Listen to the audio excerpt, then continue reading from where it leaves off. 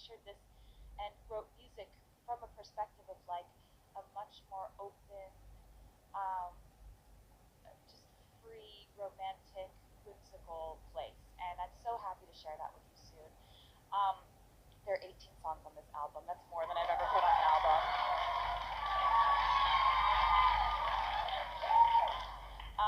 The album, the album packaging is more exciting, I think, this time than anything we've done before. I really think that in the 13th year, I don't know if you guys know this, I have a thing with 13. Does anyone? Very little known fact about me.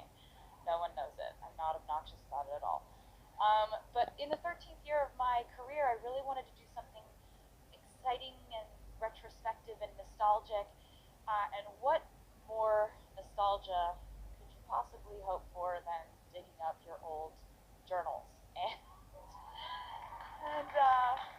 so we have a lot of that to talk about. Um, I want to get into that, but first of all, I just want to say thank you to YouTube. This is so cool that you are doing this for us. Thank you so much. I did Q&A stuff with YouTube leading up to the release of the Me music video, and I had so much fun doing that. And when they came to me with this idea, it just felt like such a cool way to get to spend the album release eve together. So I'm so grateful. I can't thank you guys enough, everyone at YouTube and everyone who designed this set, did this for us, and you guys for traveling from all over the country, all over the world, and you guys watching. This is really, I'm very excited. Thank you very much. So I wanted to show you guys some things because we have a lot to talk about, so I'll just like get right into it. Each one contains 30 pages of my diary entries from my life. Because, you know, metaphorically, I've been sharing my diaries with you for years, so I figured why not just do it for real and just take the symbolism out of it, not make it a metaphor anymore, just do it. I was thinking maybe I would read you some of them. 1 second, let me just, okay, so they're from all different ages in my life. We'll start with August 25th, 2003, 13 years of age. Like, this, so, this one says, I think I might just live through this year. 2 exclamation points. I just hope I can keep up. My locker is 117 and my combination is 35, 9, 27. I love being older. I think my teacher is going to give me a spotlight solo in chorus. This year could be fun. I don't care what people think of me now because I won't let them bring me down.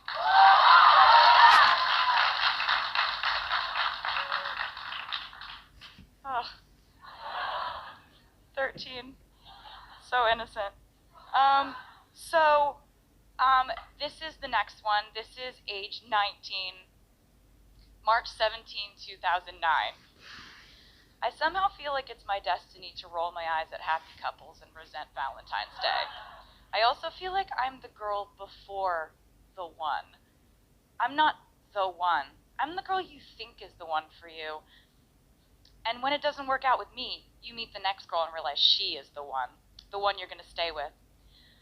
I might get married, but I think it's ultimately my fate to light candles and pine away and roll my eyes at happy couples and resent Valentine's Day.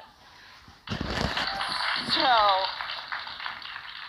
there we are. That's not embarrassing at all. The next one is just the 13-year-old ones are pretty golden, pretty easy to share. October 5th, 2003, Wyomissing, Pennsylvania, 13 years of age. Hey, I really have decided that school is a big disappointment. It's only cool when you're popular. I'm not. It's cool when you have a boyfriend. It's cool when everybody likes you. I don't have that. But my extracurricular life is what really matters to me. I guess I'm just not good enough for people my own age. Or maybe I'm not bad enough? Peace sign. Okay. All right. Okay. So, this one's just really important moment in my life. October 30th, 2011, age 21. Tonight we played in Memphis. I've had a chest infection for the last few days, so singing has been so hard. Last night my voice kept quitting on me, going all raspy or just not being able to reach the high notes. I almost canceled tonight's show, but I made it through. I went into a few coughing fits tonight, but I sounded better than last night. We've already played 3 shows in Nashville, Knoxville, Louisville, Lexington. We only have 9 shows left on this tour, and I'm ready for a break. I've written 2 songs in the last few days. I want to record them so bad, but my voice is shot from being so run down. I'm just so glad I have a few days off. Okay, 2. Guess what I'm doing tomorrow? Getting a kitten! I've wanted a cat for so long, and I'm finally doing it. I love Scottish Folds. I look up internet videos of them. They're so cute, and they love humans. So I'm going to get this little kitten tomorrow morning. I'm naming her Meredith. Meredith Grey, because she's gray.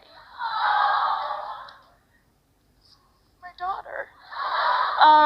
So yeah, that was, those are just some. I wanted to save some of the ones that I really think that you should read yourself for when you read them yourself. But I thought it might be cool to open up some questions that fans have asked. We asked people on YouTube to ask questions, send in questions. So the first question is from Snoop. Thank you, Snoop, for asking the question. What do you like drawing the most is the question. Let me tell you. Stars, hearts, cats. That's my repertoire, pretty much. Flowers sometimes, but there's a lot of doodles in these that I really, really think must be seen for many reasons. But I'll leave you to decide which of my drawings that are very basic are your favorite. So question number 2 is, which song is closest to your heart? This is kind of an album where every song on it is really, really, really close to my heart. There's so many that you haven't heard yet that I'm so excited for you to hear. There's one called Cornelia Street that I love. That's just like, there's so many things on this album that I want you to hear, and it's really hard to pick a favorite, but just, you know, they're all close to my heart. It's called Lover. It's like a heart-shaped album. If Lover, ooh, this is an amazing question. If Lover, the album, was a Cats character, which one would it be? From Kurt. Whoa. Okay, so I can't really do this without a process of like, okay, the first album would be Victoria, the little white cat. The second album, Fearless, would probably be Jemima. Speak Now would be Gus the Theater Cat, because that was a really theater-inspired album. Red would be Bombalurina.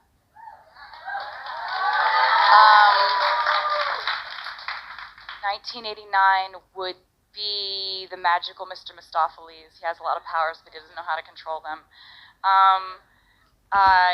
Reputation would be Grisabella. And this one would be Munku Strap. Thank you for these questions. I enjoyed that question more than anyone else. So we can move on to the next one. What advice would you give to an aspiring singer-songwriter? Wow. It's a live show. What advice would you give to an aspiring singer-songwriter, from Kira? I would say try your best to own your own work. It's something that nobody told me about early on. And also, if at all possible, start writing your own songs. Be involved in the creative process, because when you are a writer of your own songs, you own those songs. You control, like, you know, for the rest of your life. If like a movie wants to use your song, if you're the writer, you're the one who can say yes or no to that. So being a writer gives you more of a control of your own legacy. It's also really fun to write songs, and I really suggest it to anyone who wants to be a singer. Try your hand at writing. Just sit down at an instrument, see if you take to it, and if not, just keep trying, because I really just want you guys to be able to tell your own stories. I've found it really helps me. It's like one of the most cathartic, healing, therapeutic things I've ever done. So I just wish that for all of you. And one of the reasons I wanted to do the journals as a part of this album release is I want, you know, if you wanted to write in those journals and write your feelings and thoughts down, it was something that was really helpful for me. So, you know, I just thought I'd say that. What song was the hardest to write? Elizabeth S. asked. There's a song called Soon You'll Get Better on this album that was really, really hard to write, and it was also just like a family decision whether to even put it on the album. And I think songs like that are really hard for you to write emotionally, maybe they're really hard to write and hard to sing because they're really true. So we as a family decided to, put this on the album, and it's something I'm so proud of. But it's just like really hard. I can't sing it. It's hard to just emotionally deal with that song. You'll understand what I mean in like a couple hours. But question, how do you decide album titles? Kimberly O asked. Thank you for asking this. So I decide an album title based on something that I feel like has a nice ring to it and has a theme. I basically like to plan an album like I'm planning some type of prom or something.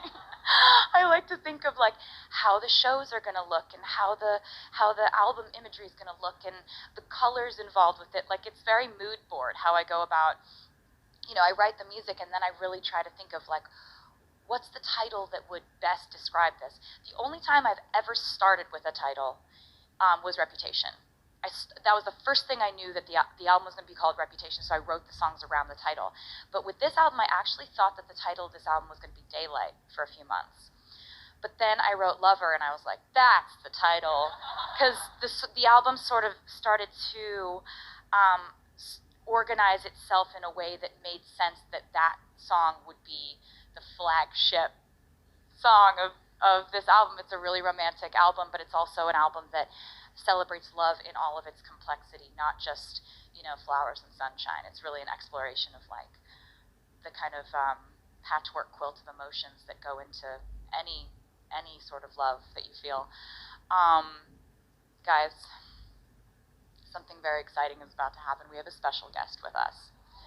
So I am so lucky that this person is here. We're all so lucky that she's here because she's one of the most inspiring people in the world, using her powers for good, setting such an amazing example environmentally. She's honestly one of my favorite humans in the world and one of my favorite designers. I'm so happy she's here. This is so incredible.